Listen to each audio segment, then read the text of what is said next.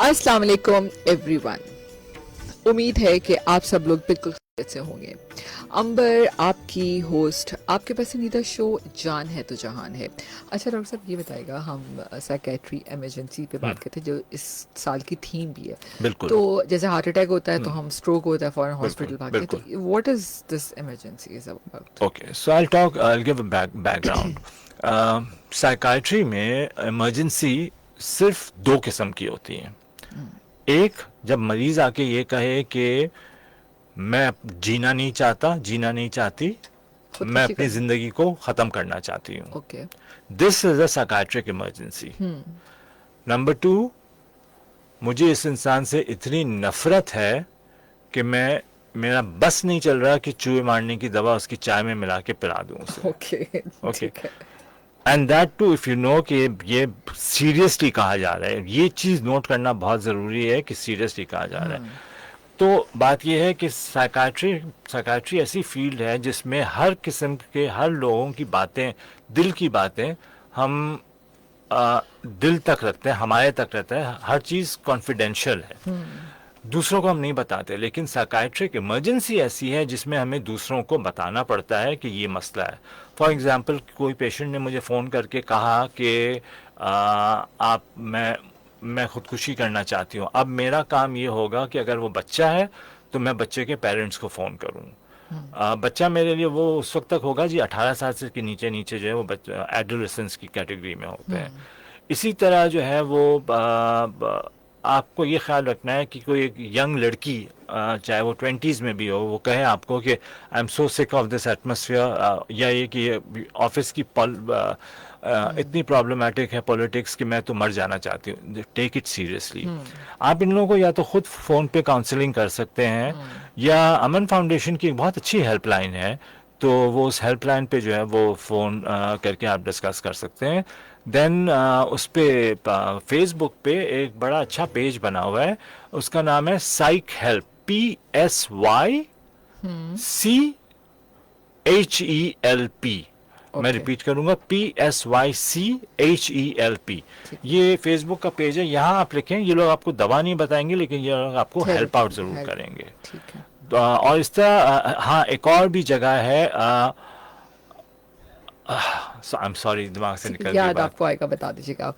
ठीक है। अच्छा, इमरजेंसी का तो आपने खैर जी। बता दिया कि इस तरह के कुछ वर्ड्स हम इस्तेमाल कर रहे हो तो हमें घर में भी सबको नोट घर करना में भी चाहिए। हाँ, बिल्कुल। अच्छा, मैं थोड़ा सा पेरेंट्स और बच्चों के बीच में श्योर। एक लिंक को थोड़ा सा मेंटल हेल्थ से डिफाइन बिल्कुल। डिस्कस करना चाहती हूँ, क्योंकि बहुत दफ़ा ऐसा होता है कि पेरेंट्स शायद इतने बिजी हो गए हैं आजकल, माँ हो या बाप हो, तो बच्चे के बहुत सारे सवालात को हम कुछ तो शायद चलते फिरते जवाब दे देते हैं, कुछ को हम स्टॉप कर देते हैं। अच्छा ठीक है, बात करेंगे। अच्छा छोड़ो, ये कुछ सवाल है तुम्हें पूछने वाला, why you ask this question, कैसे तुम्हारे जहन में आया? मतलब हमने ये नहीं सोचा कि ये बच्चा सवाल कर रहा है तो उसके पीछे की स्टोरी क्या है। बिल्कुल। अब ये जो आप करते हैं ना, ये बच्चे को इस चीज़ का एहसास दिलाता है कि उसका पेरेंट उसके लिए अवेलेबल नहीं है। यानी वो बच्चा तो चाह रहा है कि उसके पेरेंट उससे जो है बात करे, लेकिन वो पेरेंट जब उस वक्त मौजूद नहीं होता है जज्बाती तौर पे, एक तो फिजिकली मौजूद ना हो और एक जज्बाती तौर पे कि हम वहाँ बैठे हुए हैं अपने सेल फोन पे चेक करे जा रहे हैं, उस पे आईपैड पे कर रहे हैं, लेकिन बच्चे को जवाब नहीं दे रहे, तो दैट इज इमोशनल अनअवेलेबिलिटी। इसे हम कहते हैं अबैंडनमेंट। अबैंडनमेंट से बहुत सारे अमराज जो हैं वो आगे जाके जन्म देते हैं। मखसूस तरीन पर्सनैलिटी डिसऑर्डर्स, अबैंडनमेंट से डिप्रेशन होती है, अबैंडनमेंट से एंजाइटी होती है, और बहुत सीरियस इलनेसेस डेवलप होती हैं जो कि मैं एक लाइन लग जाएगी जो मैं बताना अगर शुरू करूं। What I would say would be, देखें, फैसला आपका था बच्चा पैदा करने का। बच्चा कहाँ से पैदा करवाना वो आपका फैसला था, किस हॉस्पिटल से, कौन सी गायनेकोलॉजिस्ट को चूज करना वो भी आपका फैसला था, कौन से स्कूल में जाना है वो भी आपका फैसला है।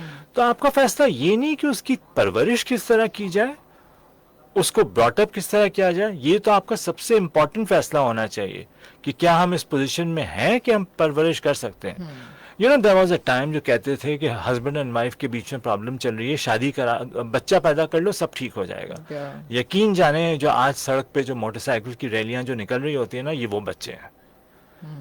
बिलीव यू मी, जितना नुकसान पहुंचा है इस कॉन्सेप्ट से वो मैं आपको बता नहीं सकता। बच्चा पैदा कर दो तो बच्चा पैदा समझते हैं करो, सारी चीज़। हाँ, खुद ही बड़े हो जाएंगे। और आपने बच्चा पैदा किया है तो उसको एक अच्छा इंसान बनाना है, ये चीज़ आप अपने दिमाग में तहैया कर लें। आपके पास आ, बेहद लिंक्स मौजूद हैं, कुरान से लेकर चैट जीपीटी से लेके इंटरनेट से लेके गूगल पे कर लें।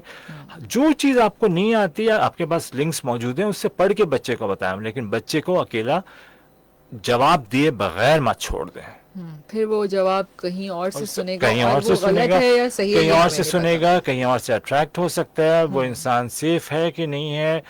तो अगर कॉल नहीं है तो let's talk a little bit about abuse. पता। ठीक है। कि वैसे देखा जाए तो अब्यूज़ जो है वो दो फॉर्म में होती है। एक तो इमोशनल अब्यूज़, कि बच्चे को इतना ताना दिया जाए, इतना परेशान किया जाए, गुस्सा, तुम फर्स्ट नहीं आती, तुम फर्स्ट नहीं आते। मेरी बहन की चाची का, मामी का, नाना का बच्चा जो है वो फर्स्ट आता है, लेकिन तुम फर्स्ट जो है वो नहीं आ सकती। कंपैरिजन। कंपैरिजन जो होते हैं, खुदा के लिए जी, ये हाथ जोड़ के ना इमोशनल करें। क्या कहते हैं, हथियाचार, हथियार इस्तेमाल करना हाँ, छोड़ दे।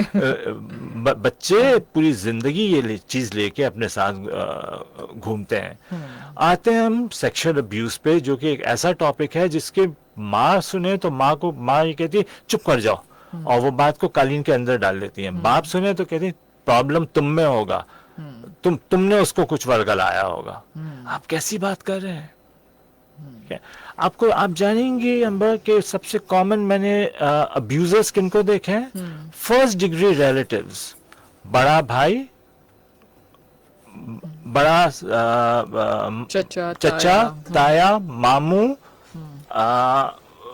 सौतेला, सो एंड सो, बहुत जो करीबी रिश्ते जी, और करीबी जो रिश्ते हैं, काम वाली, जो सफाई वाली, ये बच्चों को अब्यूज करते हैं, चौकीदार, ड्राइवर्स। तो आपने अपनी आंखों, और वो इम्पैक्ट ऐसा छोड़ जाता है कि that at that time is a psychiatric emergency. वो अब्यूज उस वक्त साइकाइट्रिक इमरजेंसी है, लेकिन अगर वो पूरी जिंदगी उस अब्यूज को लेके बैठे, क्योंकि माँ ने कहा था चुप कर जाओ और बाप कहता है तुम में मसला होगा, किसी के सामने मत बोलो, किसी के सामने नहीं बोलो। और फिर ये भी होता है, औरतें ये भी कहती हैं हमारी फैमिली टूट जाएगी अगर तुमने बोला, तो बदनामी हो जाएगी। हाँ, तो इस चीज को एड्रेस करें प्लीज, किसी साइकोलॉजिस्ट के पास जाएं, इसमें फैमिली थेरेपी की जरूरत होती है। डॉक्टर, वैसे एक चीज़ पूछ रही है, ये जो हम एडिक्शन इन तमाम चीज़ों पे पड़ जाते हैं, क्या इसकी बैक जो है वो क्या डिप्रेशन और एंजाइटी होती है? जब इस पर ना ट्रीट किया जाए तो हम end of the day in चीज़ों में आ जाते हैं? इसकी बैक बिल्कुल ऐसा भी होता है कि खुद से ट्रीटमेंट करना शुरू कर देते हैं और उसमें पड़ जाते हैं। आजकल के यंगस्टर्स जो बच्चे आके कहते हैं कि हम घर आते हैं तो घर में सुकून नहीं होता, तो कम से कम इन चीज़ों से हमें सुकून तो मिल जाता है। मुझसे काफ़ी डांट पड़ती है जब ये बच्चे ऐसी बात करते हैं, लेकिन दैट इज़ अ फैक्ट कि ये एक बहाना बन गया है। और ये सारे के सारे बच्चे आजकल एक साथ बैठ के करते हैं, वेपिंग करते हैं। वेप में क्या क्या मिलाते हैं मैं क्या आपको कहूँ। तो सर मैं आपको ये भी कह रहा था कि बच्चों का जो इर्द गिर्द में जो माहौल है ना, उस पे ज़रा नज़र रखें कि किन बच्चों के साथ आपका बच्चा उठता बैठता है। चाहे वो 30 साल का हो या 40 साल का हो, अगर उसकी सराउंडिंग सही नहीं है तो वो बच्चा कितना भी छोड़ेगा और उसी सराउंडिंग में जाएगा तो वापस हो सकता है। अब उसकी सराउंडिंग में उसका चचाजाद भाई हो या मामूजाद भाई हो या बहनें हो या दोस्त हो, ये आपने जो है ख्याल करना है। और हर आम डॉक्टर इसको डील नहीं कर सकता। अगर आप अफोर्ड कर सकते हैं तो मेंटल हेल्थ सेंटर्स आते हैं मुख्तलिफ जगहों में, वहाँ आप करा सकते हैं। जहाँ भूलने की बीमारी की आपने बात की, वो हाँ, ये जो आम जो नशे के चीज़ें हैं, इनसे भूलने की बीमारी हो सकती है। भूलने की बीमारी जो है वो दवाओं से भी हो सकती है। भूलने की बीमारी तो एक मर्ज़ है जिसे कहते हैं हम डिमेंशिया, वो भी जो है हो सकती है। खैर, हमने बहुत सारी बातें की हैं और अभी भी बहुत सारी रहती हैं, सिर्फ 10 मिनट रह गए डॉक्टर फैसल, ठीक है? तो मुझे तो लग रहा है कि हमने अभी बात शुरू ही नहीं की, वाकई में ऐसा लग रहा है। ऐसे ही है। तो हम शायद सारी सीरीज़ ना आप ही के साथ कर सकते हैं, ठीक है? तो मैं जेनेक्स वालों को बोलती हूँ कि आप हर सीरीज़ में, हर शो में आप ही आ जाएं। अच्छा doctor Faisal, just tell me one thing, work place है, आप भी जहाँ भी काम करते हैं वो भी एक वर्क प्लेस है। मैं भी जहाँ काम करती हूँ वो भी एक वर्क प्लेस है, बहुत सारे प्रॉब्लम्स। ज़ाहिर है आजकल का वो दौर नहीं रहा कि पहले ख़वातीन को घर पे बैठना, आजकल हम्म तो हर औरत भी बाहर है काम हम्म करने के लिए। हम्म। तो आप क्या देखते हैं कि आपके पास किस किस्म के लोग आते हैं कि जिनको वर्क प्लेस में प्रॉब्लम्स आते हैं, वहाँ का मेंटल हेल्थ होना वर्क प्लेस पे कितना अहम है? मैं खोल के बात कर सकता हूँ। यस ऑफ कोर्स, बिल्कुल। देखें जी, मैं ये नोट करता हूँ कि ख़वातीन को हरास किया जाता है। इसमें तो कोई शक की बात ही नहीं है कि ख़वातीन को वहाँ जो मर्द काम कर रहे होते हैं वो इन वन वे और दी अदर हरास करते हैं। ठीक है, अब वो हरास करने की वजूहात क्या क्या होंगी? ट्रस्टफुल फील कर रहे होंगे उस लड़की की परफॉर्मेंस से, वो फील कर रहे होंगे ये लड़की ऊपर मेरी बॉस ना बन जाए। इन सब चीज़ों को हटाने के लिए जो है वो लड़कियों को हरास किया जाता है। अब बात ये भी है कि अमूमन इंटरनेशनल लेवल पे अगर किसी लड़की को हरास किया जा रहा हो तो वो एचआर को जाके रिपोर्ट कर सकती है। हमारे मुल्क में सिवाय मल्टीनेशनल कंपनीज के एचआर का सिस्टम इतना डेवलप नहीं है कि वो किसको रिपोर्ट करें। तो वो हम जैसे साइकोलॉजिस्ट को आके, साइकाट्रिस्ट को आके रिपोर्ट करते हैं। तो रिपोर्ट करना आपका फर्ज है। अगर आपके साथ कोई गलत काम हो रहा है तो आप करें। एट द सेम टाइम कभी कभार ये भी देखा जाता है कि एक लड़की को हरास किया जा रहा है, क्यों? क्योंकि बॉस, बड़ा वाला बॉस उसमें इंटरेस्ट दिखा रहा है, तो इसको हरास करो कहीं ये बड़े वाले बॉस की जूनियर लेवल पे ना आ जाए और हम सबको काट के ये ऊपर ना पहुंच जाए। तो देयर आर चीप रीजंस कि लड़की को हरास किया जाता है। अपार्ट फ्रॉम सेक्सुअल हरासमेंट, ये इमोशनल हरासमेंट जो है ना, ये बहुत कॉमन है। ताने देना, तंज करना, किसी लड़की ने अगर अच्छे कपड़े पहने हुए हो तो उस पे ताने देना, कभी क्या हो, कोई ना कोई जो है ना। सो गर्ल्स, खवातीन, आपको मैं कह रहा हूँ कि आपको स्ट्रांग होना है और आपने सीखना है, और यस कि how to handle these guys and these uncles as well. हाँ बिल्कुल बिल्कुल, ये अंकल जो है ये भी आपको जो है तंग करते हैं, मुझे अंदाजा है। और मैं ये समझती हूँ कि अगर आपने स्टार्टिंग में अपनी पर्सनालिटी को ये शो कर दिया ना, तो फिर दूसरी दफा किसी की हिम्मत नहीं होती। उसको पता है भाई इससे बात की तो फिर तो मसला ही है। बिल्कुल बिल्कुल। तो अच्छा, मैं ये भी अब बहुत सारी कंपनीज में ऐसे होने लगा है कि वहाँ कोई ना कोई मेंटल हेल्थ काउंसलर्स वो लोग रखते हैं। एंड अच्छी बात है, मेरा ख्याल है स्कूल्स कॉलेजेस में, बड़े ऑर्गेनाइजेशंस में। एंड आई थिंक कि ये एक अच्छा तरीका है, यहाँ इस तरह के काउंसलर्स को होना चाहिए जो कि दूसरों की बात को जो है सुन सकें और उनको गाइड कर सकें। तो आई थिंक ज़रूरी है। बिल्कुल। एक और कॉल डिस्कनेक्ट हो गई।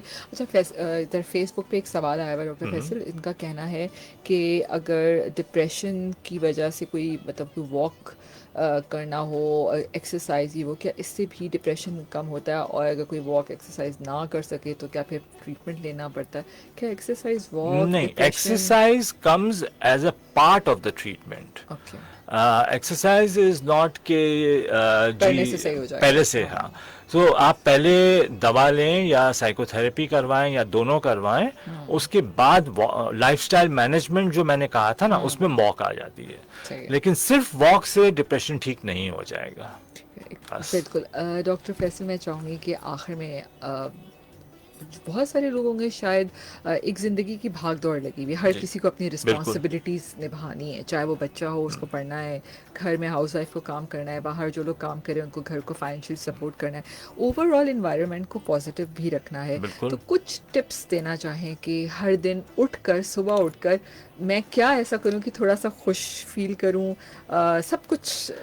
हाँ, तो ऐसे थोड़ा देखिए, सुबह उठ के जो ना करने वाली चीजें ना, उसका पहले मैं बताता हूँ। फेसबुक नहीं देखें, वो उसको इंस्टा नहीं देखें, स्नैपचैट नहीं देखें, ठीक है, मोबाइल को हाथ, ठीक है, और टिकटॉक नहीं सुने। अब उसके बाद थोड़ी सी उठ के स्ट्रेचिंग कर लें अपने मसल्स की।